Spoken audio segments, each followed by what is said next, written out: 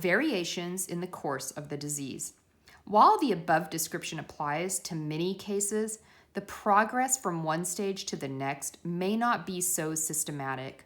Appropriate treatment may carry the patient back from the stage of partial retention to that of mere congestion, or from complete back to partial retention, or an isolated acute retention may be relieved and be followed by a long interval, even an interval of several years, during which the patient suffers not at all and there is no retention whatever.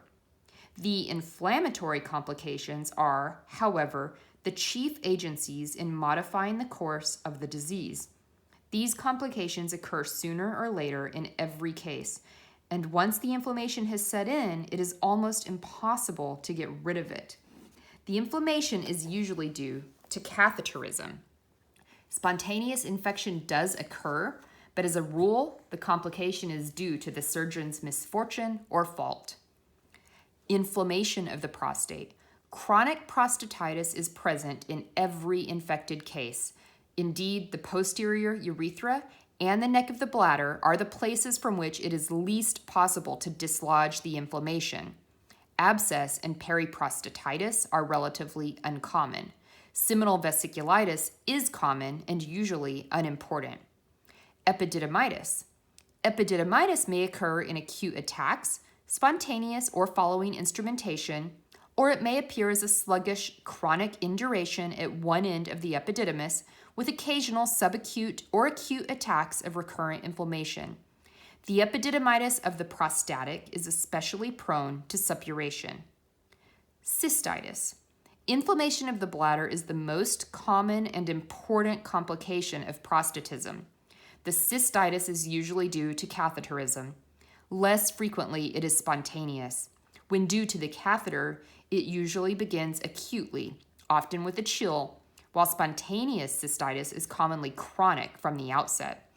Although the type of the inflammation may be severe throughout, the cystitis of prostatics is often of a mild and superficial type for many months, not causing any great pain or frequency of urination, or at any rate, easily controlled by local treatment. The cystitis may be alkaline or acid. Pyelonephritis. No prostatic can have cystitis for any length of time without extension of the inflammation up the ureters to the kidneys.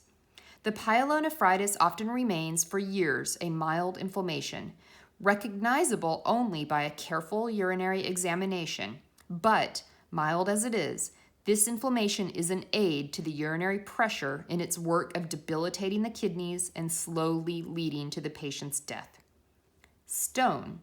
The prostatic is peculiarly subject to stone in the bladder. Urate stones frequently complicate cases with but little retention and slight infection. Such stones are not visible to the X-ray.